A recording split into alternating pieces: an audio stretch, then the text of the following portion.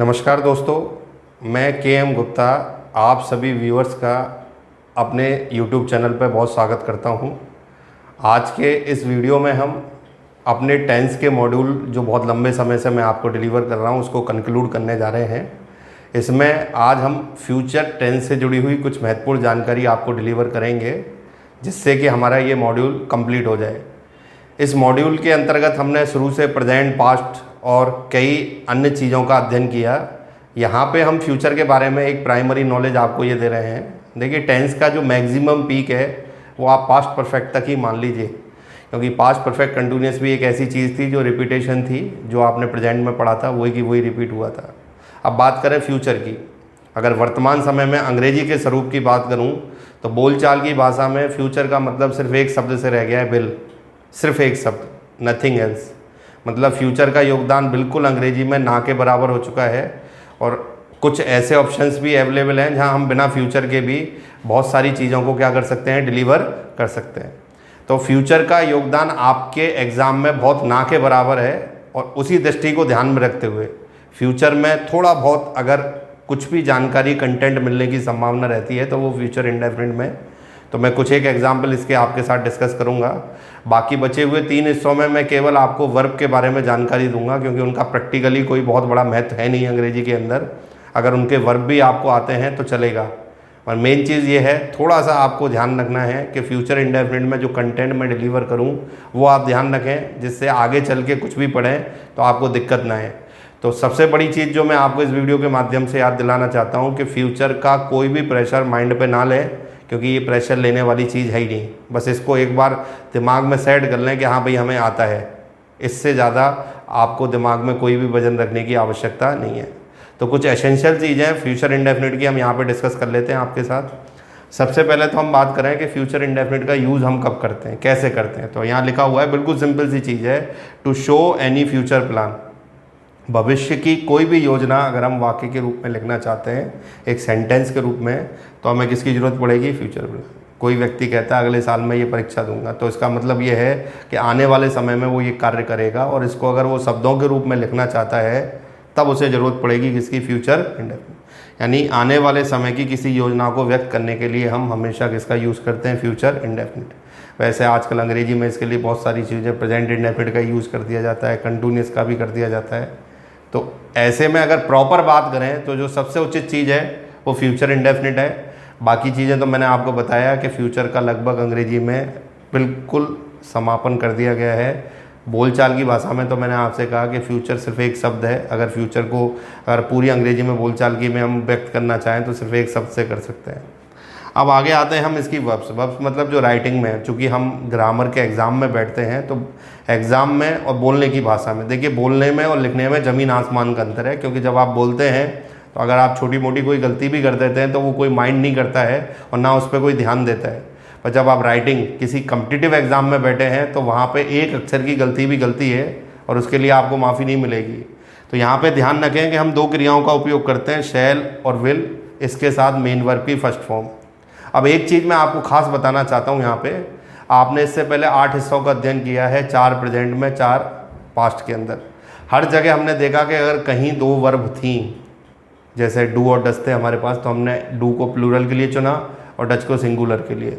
Future के हर हिस्से में 2-2 वर्ब होती हैं, पर यहाँ पे एक खास बात देखने को, ये याद रखनी है आपको, ये चीज़ ऐसी है जिसका फ्यूचर में योगदान है।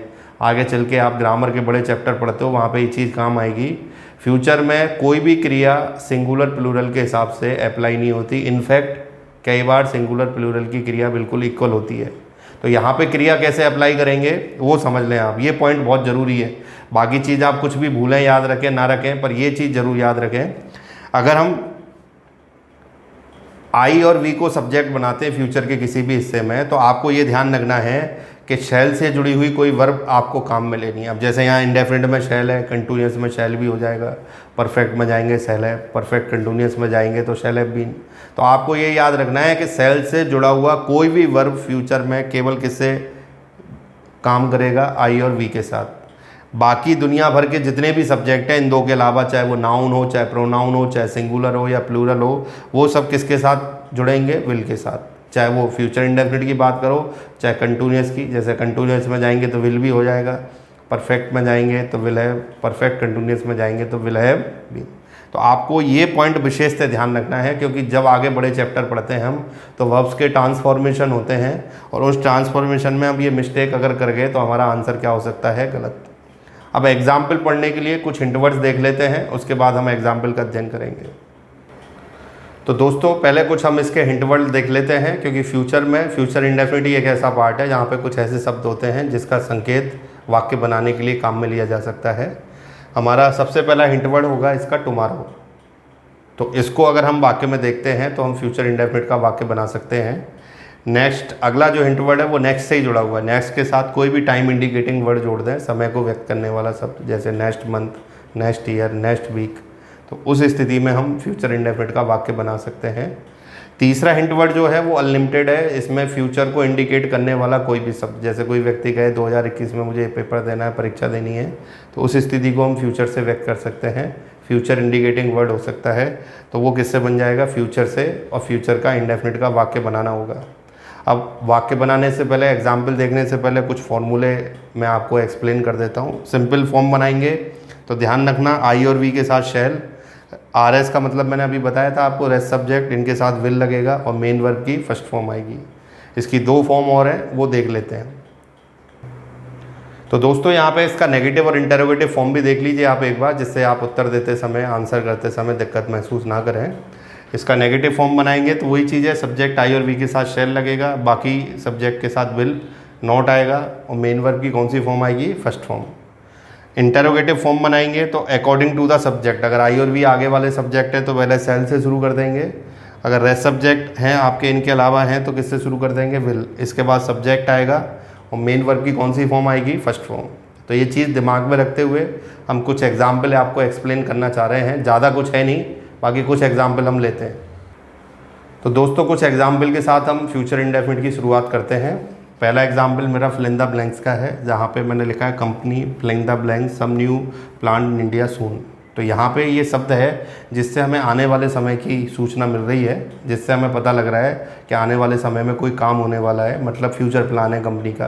तो हम किसका वाक्य बनाएंगे, फ्यूचर इंडेफिनिट। आप सब्जेक्ट पर नज़र मान लें, क्योंकि ये रेस्ट सब्जेक्ट है तो इसके साथ विल और मेन वर्ब की कौन सी फॉर्म लगानी होगी, फर्स्ट फॉर्म।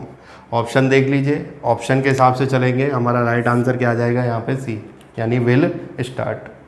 अगले क्वेश्चन की ओर जाते हैं अब हम। ये कहता है I appear in civil services exam next year. तो यहाँ पे ये अंडरलाइन किया हुआ है, इसका मतलब डाउटफुल है, सेंटेंस इंप्रूवमेंट का क्वेश्चन है। आपको पता लगाना है वेदर इट इज़ राइट और रॉन्ग। अगर ये राइट है तो आपको नो इम्प्रूवमेंट आंसर देना है, रॉन्ग है तो बचे हुए ऑप्शन से सही करना है सही। अब चूंकि इस सेंटेंस में एक हिंट वर्ड हमको दिया हुआ है नेक्स्ट ईयर, जिससे हमें पता लग रहा है वाक्य किसका है, फ्यूचर। तो ऐसी स्थिति में हमारे लिए ये क्रिया सुटेबल नहीं है, क्योंकि हमें आई के हिसाब से चलना है। आई के साथ शैल लगेगा और मेन वर्ब की कौन सी फॉर्म आएगी, फर्स्ट फॉर्म। तो इसका जो राइट आंसर है वो क्या हो जाएगा, शैल अपीयर। तो इन एग्जाम्पल में फ्यूचर का रूप देखा हमने, आगे बढ़ते हैं। तो अगले एग्जाम्पल लेते हैं दोस्तों। यहाँ पे हम एक मेरा पहला स्पॉटिंग एरर और दूसरा, दोनों ही स्पॉटिंग एरर के अच्छे क्वेश्चन है एग्जाम के अंदर आए हुए, इनको ध्यान से देखिएगा, फ्यूचर इंडेफिनिट से जुड़े हुए हैं। यहाँ पे कह रहे हैं we shall new our final result by next week, और चौथा पार्ट है हमारा नो एरर। तो ऐसी स्थिति में हम यहाँ पे ध्यान से देखें, हिंट वर्ड दे रखा है मैंने यहाँ पे नेक्स्ट वीक, ये फ्यूचर का संकेत है। अगर इसमें सब्जेक्ट की बात करें तो सब्जेक्ट आपका रेस्ट सब्जेक्ट है तो शैल आएगा, शैल यहाँ दिख रहा है हमको, यहाँ पे ये गलत है, ये सेकंड फॉर्म है। आपको पता है शैल और विल के साथ फर्स्ट फॉर्म अप्लाई होनी चाहिए, तो न्यू के स्थान पे किसका उपयोग हो जाएगा यहाँ पे, नो, यानी मेन वर्ब की फर्स्ट फॉर्म। तो आपने इसमें हिंट वर्ड देखा, हिंट वर्ड क्या है यहाँ पे, नेक्स्ट वीक, और नेक्स्ट वीक के हिसाब से उत्तर दिया, तो शैल और मेन वर्ब की कौन सी फॉर्म आ गई, फर्स्ट फॉर्म। अब अगले एग्जाम्पल में आते हैं, university will not held any entrance exam for admission every year. अब यहाँ पे हम बात करें, इसको थोड़ा सा मैं मॉडिफाई करना चाहूँगा। तो यहाँ पे अगर हम बात करें, इसको इस तरीके से मैंने मॉडिफाई किया, नेक्स्ट ईयर। अब ये क्वेश्चन प्रॉपर बनेगा फ्यूचर का। तो यहाँ पे इस तरीके से हमने इसको फ्यूचर इंडेफिनिट का क्वेश्चन बना दिया है। तो इसमें दो चीज़ें, एक तो हेल्पिंग वर्ब चेक करना, तो विल आ रहा है, इसके हिसाब से बिल्कुल सही है, क्योंकि रेस्ट सब्जेक्ट है, नॉट नेगेटिव बनाने के लिए लिखा गया है। यहाँ पे अगर हम देखें तो ये डाउटफुल है, क्योंकि अगर ये फर्स्ट फॉर्म है तो हमारा आंसर नो एरर हो जाना चाहिए, जबकि ये फर्स्ट फॉर्म नहीं है। इसका फॉर्म इस तरीके से होता है, होल्ड फर्स्ट फॉर्म है, और इसका सेकंड और जो थर्ड फॉर्म है वो क्या होता है, हेल्ड। तो अब आप यहाँ करेक्शन आराम से कर सकते हैं, हेल्ड के स्थान पे किसका यूज़ हो जाएगा, यहाँ पे होल्ड। तो ये एग्जाम्पल में हमने देखा वर्ब की गलती थी जिसको हमने रेक्टिफाई कर दिया। अब कुछ एग्जाम्पल और लेते हैं, लेट्स सी। तो दोस्तों अब अगले 2 एग्जाम्पल यहाँ पे और लेते हैं हम। पहला एग्जाम्पल है स्पॉटिंग रग का, ये कह रहा है these poisonous gases affect the health of people in future. अब यहाँ पे ये एक संकेत है आने वाले समय का, और आने वाले समय के लिए एक तरीके से प्रेजेंट का वाक्य बना दिया एग्जामिनर ने, जो हमें फ्यूचर में कन्वर्ट करना है फ्यूचर इंडेफिनिट के अंदर। तो इसको कन्वर्ट करना बहुत आसान रहेगा क्योंकि यहाँ पे ज़्यादा कुछ करना नहीं है, आपको गलती पता लगानी है, पता लग गई, करेक्शन करेंगे तो विल और मेन वर्ब की कौन सी फॉर्म आ जाएगी, यहाँ पे फर्स्ट फॉर्म।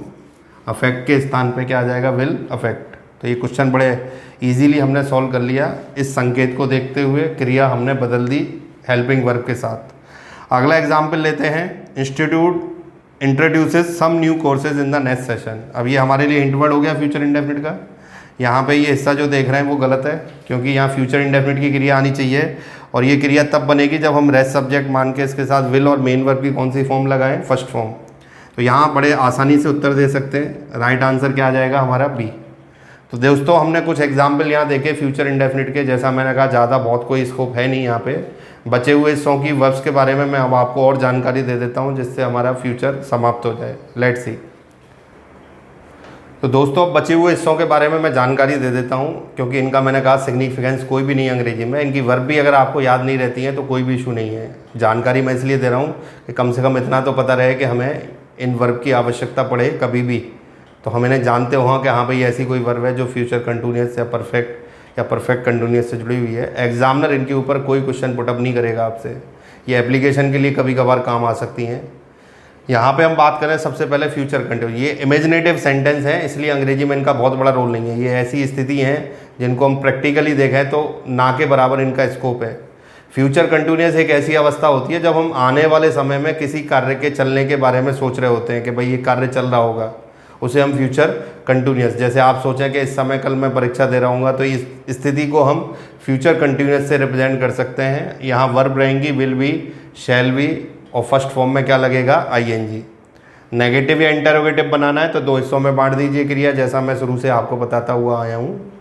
अगले हिस्से की वर्ब डिस्कस कर लेते हैं हम। फ्यूचर परफेक्ट, ये वो स्थिति है जिसमें हम किसी कार्य के पूरा होने के बारे में भविष्य के लिए सोचते हैं कि भविष्य में कोई काम पूरा होने वाला है। जैसे आप अभी अपने एग्ज़ाम दे चुके हैं फाइनल ईयर के, मान लें आप स्टूडेंट हैं और आप सोच रहे हैं कि भाई अगले 2-1 महीने में हमारे रिजल्ट आ जाएगा या हमें डिग्री मिल जाएगी, तो हम किसका वाक्य बना सकते हैं, फ्यूचर परफेक्ट। तेज़ बारिश हो रही है, घर से निकले ये सोच के कि निकल पड़ते हैं, कुछ समय में बारिश बंद हो जाएगी, ये फ्यूचर परफेक्ट हो सकता है।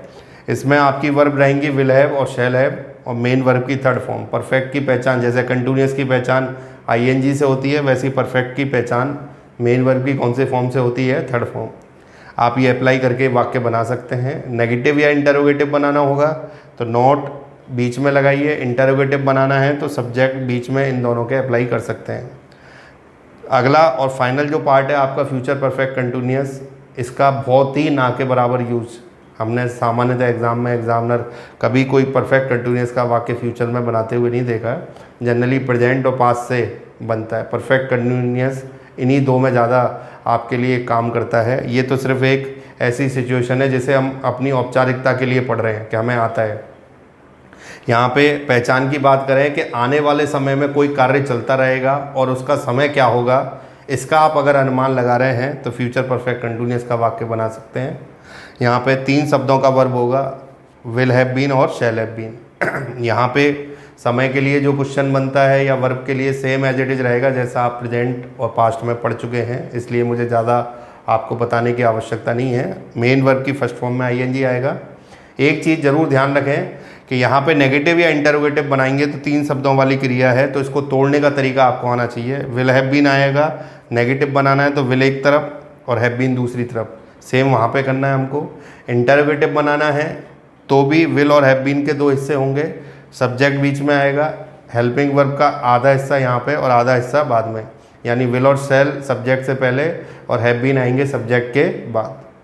तो ये हिस्सों पे हमने आपको एक प्राइमरी नॉलेज प्रदान कर दी, जिससे कभी ज़रूरत पड़े वर्ब के बारे में जानकारी की तो वो जानकारी आपको रहे। इस तरीके से हमारा ये टेंस का मॉड्यूल हम यहाँ पे कंप्लीट हो जाता है, समाप्त हो जाता है।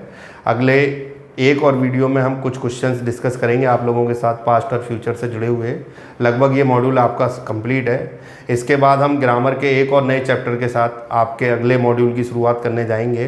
तो इनको आप रिवाइज कर लीजिए, जिससे कि आपको जितना भी पढ़ाया गया है वो एग्ज़ाम में आपके काम आ सके। आपको हमारे ये मॉड्यूल या ये हमारा वीडियो कैसा लगा, इसके बारे में आप अपनी राय ज़रूर दें कमेंट सेक्शन के द्वारा। और हमारा ये चैनल ज़्यादा से ज़्यादा सब्सक्राइब, लाइक या शेयर करें, जिससे हमें आपसे एक इनर इंस्पिरेशन मिलती रहे कि हमें अच्छा वर्क आप लोगों के लिए करना है। मेरे साथ जुड़े रहने के लिए आप सभी का धन्यवाद। Thank you very much.